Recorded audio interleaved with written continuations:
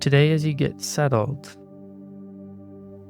I want to remind you of the parable of the prodigal son.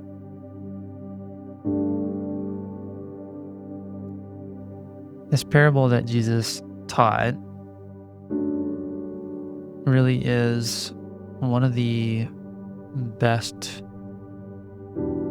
and most profound parables in helping us understand the nature and character of God. We know that there are two brothers, one that wants his inheritance right away, which at that time, to ask for your inheritance ahead of time is almost like saying to your father, I think you should just die so that I can have my inheritance and live my life.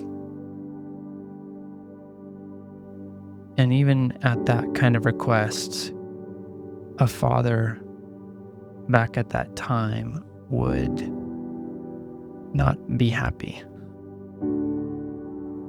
But this father does something completely different. He allows the son to take his inheritance and to leave.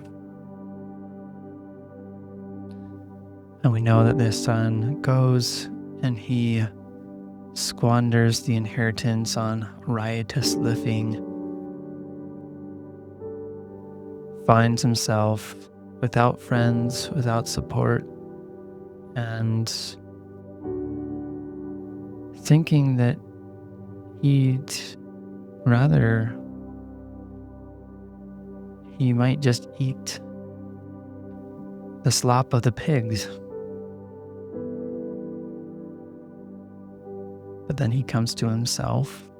He realizes where he is. He recognizes that he could have food to eat, shelter over his head if he went back to his father.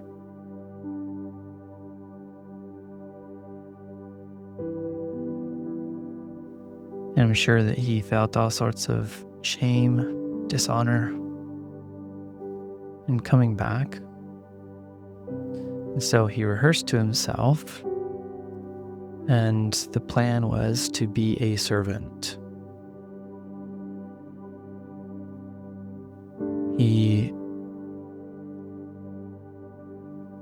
I'm sure if this was the scenario, that even as he got near to his home, that there would be all sorts of fears and thoughts to turn back, to not show his face.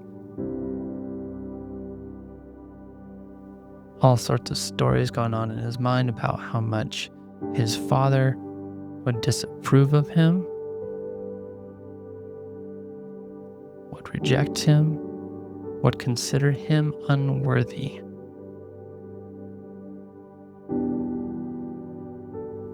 And I like to imagine as if he's even having these thoughts as he's walking towards the house, within view of the father who is watching.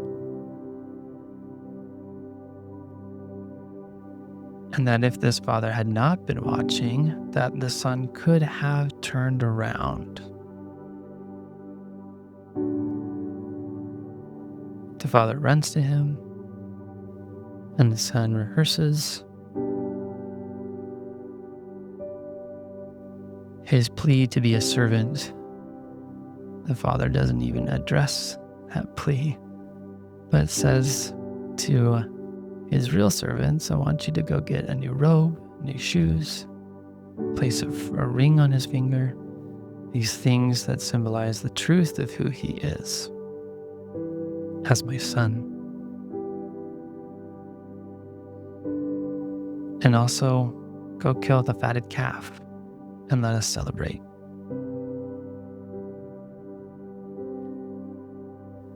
Because I thought that he was dead, and yet he is alive. I thought that he was staying in his deadness, but he came to himself. And when he comes to me, we can bring new life into him.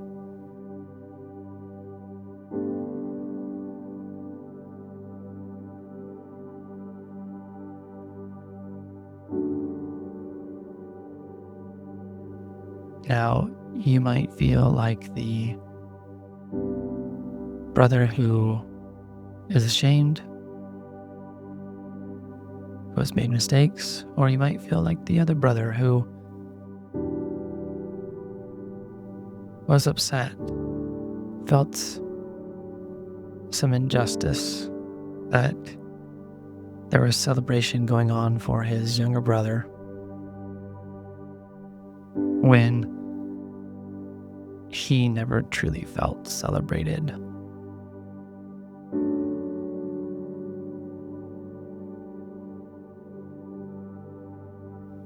Or that the Lord was mindful of him even though he was doing all the work. He'd been obedient.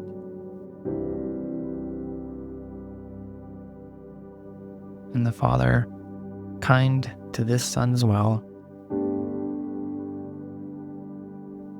tells him, all that I have is yours.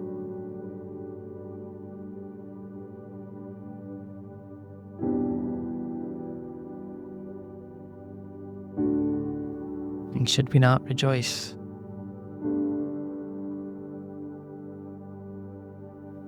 When someone comes to themselves, when someone comes alive,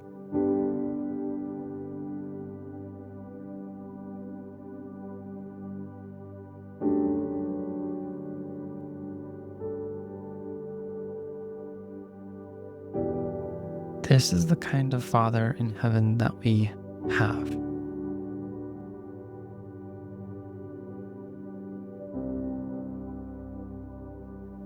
And I invite you to close your eyes, to take some deep breaths.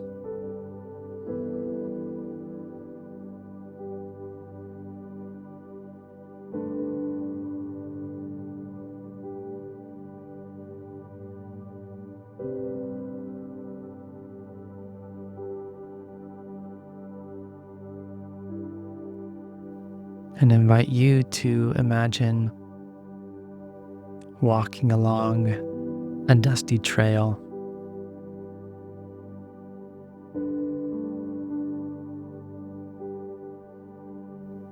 And as you're on this dusty trail, you notice that Jesus is with you.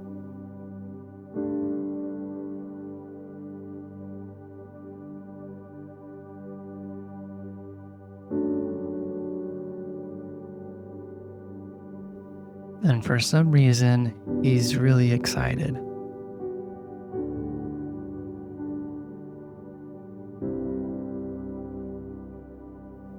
Because he's talking about how he wants to introduce you to the Father.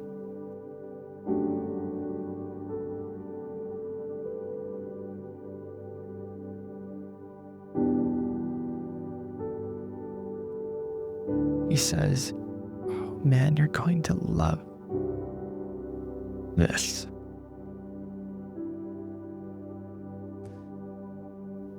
The Father talks about you all the time.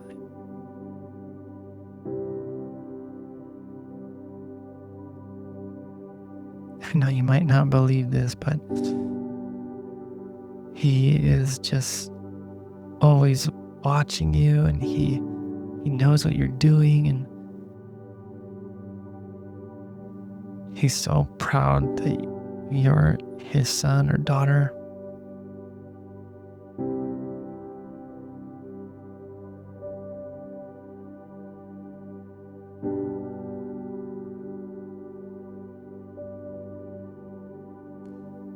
And as you turn a corner,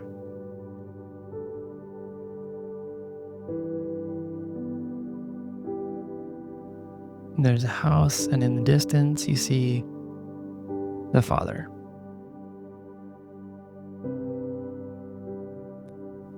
And he starts running towards you and Jesus.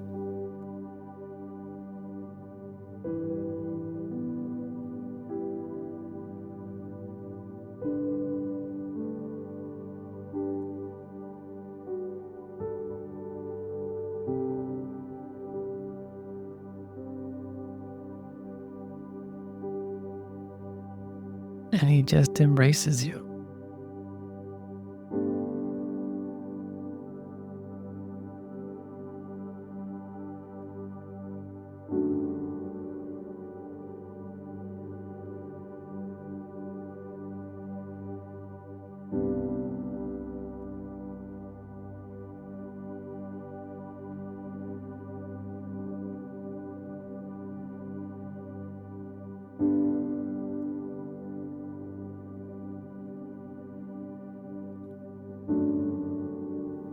And it might make no sense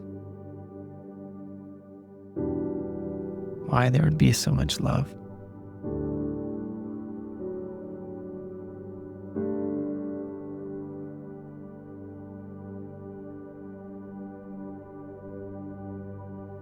But I invite you to just accept it.